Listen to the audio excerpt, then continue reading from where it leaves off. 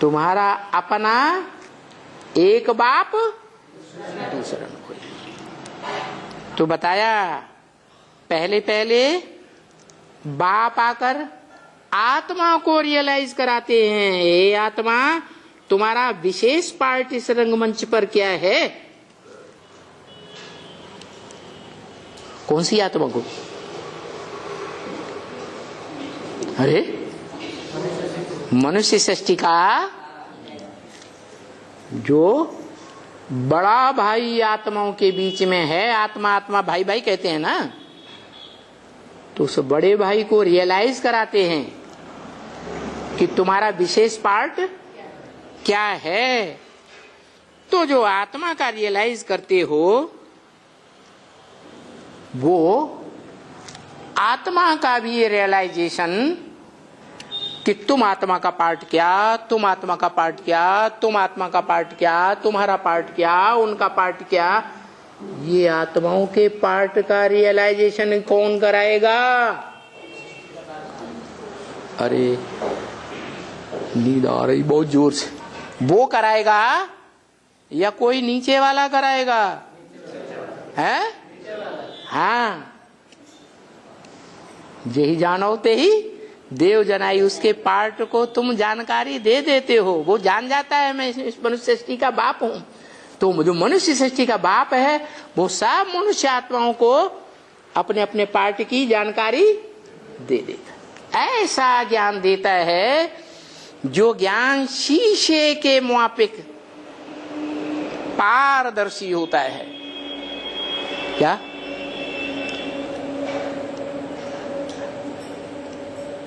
ऐसा विद्यालय स्थापन करता है जिसे कहा जाता है मधुबन।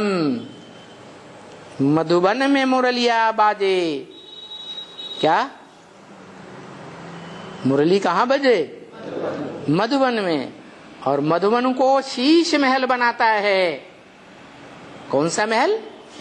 शीशे का महल। इधर भी शीशे, पीछे भी शीशे, दाएं भी शीशे, बाएं भी शीशे, ऊपर भी शीशे, नीचे भी शीशे। शीशों में क्या दिखाई देगा? है? अपना और दूसरों का चेहरा दिखाई देगा या नहीं देगा? है? दिखाई देगा। और सबसे बड़ा शीशा बताया है ब्रह्म वाक्य मुरली में, सबसे बड़ा शीशा है मनुष्य सृष्टि का बाप, आत्माओं का बाप परमात्मा। क्या कहा है? आत्मा को कौन रियलाइज कराएगा? आत्माओं का बाप परमात्मा। ऐसे नहीं हर आत्मा सो परमात्मा। आत्मा सो परमात्मा बनती है, लेकिन हर आत्मा सो परमात्मा नहीं बनती। एक आत्मा है जो परे ते परे स्टेज में पुरुषार्थ करके पहुंच जाती है, वो परमात्मा कही जाती है, जिसकी यादगार मंदिर बनता है। यहाँ ऊंचे ते ऊंचा मंदिर बनता है। कौन सा मंदिर है यादगार? अरे ऊंचे ते ऊंची स्टेज में कोई मंदिर ही नहीं है। कौन सा मंदिर? अमरनाथ मंदिर। किसका नाथ? अमर माने जो मरते ही नहीं देवताएं। अपनी इच्छा से शरीर छोड़ना चाहें तो छोड़ते हैं, इच्छा नहीं है तो शरीर नहीं छोड़ते। इच्छा मृत्यु को कहा जाता है अमर। ऐसे अमर देवताओं का नाथ है। क्या? ऐसी आत्माएं जो अमर बनती हैं, तो अमर बनने से पहले उन आत्माओं को नाक में नकेल डाल देता है, नाथ बन जाता है। नाथ माने स्वामी। नाथ माने स्वामी। शादी होती है तो पत्नी को नाक में क्या डाल देते हैं? नकेल डाल देते हैं। घोड़ा होता है, घोड़े को कब्जे में करते हैं तो क्या डाल देते हैं? लगाम डाल देते हैं। बैल होता है तो बैल से काम लेने के लिए क्या करते हैं? नाक में नाथ डाल देते हैं ना। वैसे भी भक्ति मार्ग में कितने नाथ गाए हुए हैं। 9 नाथ गाए हुए हैं। कितने नाथ गाए हुए हैं? 9 नाथ गाए हुए।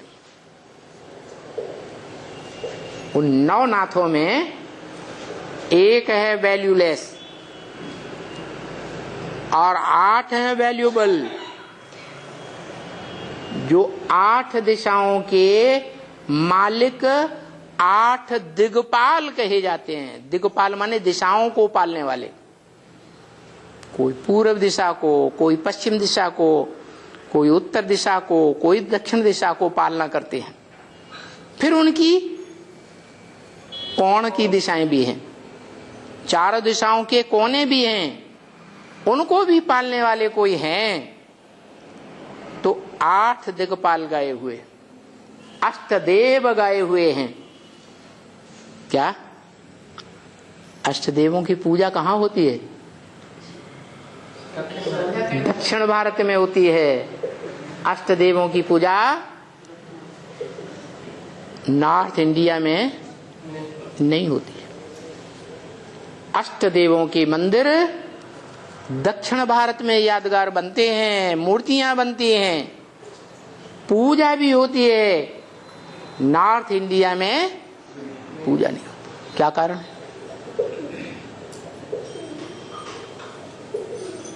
क्योंकि दक्षिण भारत है भारत का विदेश। क्या? जो विदेशी हैं वो विदेशी भगवान को प्रत्यक्ष करते हैं, विदेशी बुद्धिमान होते हैं या भारतवासी बुद्धिमान होते हैं? तो वो विदेशी भगवान को पहचान लेते हैं और पहचान करके उनकी मूर्तियां बनाते हैं अष्टदेवों की, जो पहले पहचानते हैं और दक्षिण भारत वालों को पहचान देते भी हैं। मूर्तियां बनाते हैं, मंदिर यादगार बनाते हैं और दक्षिण भारत में ही उनकी पूजा होती है।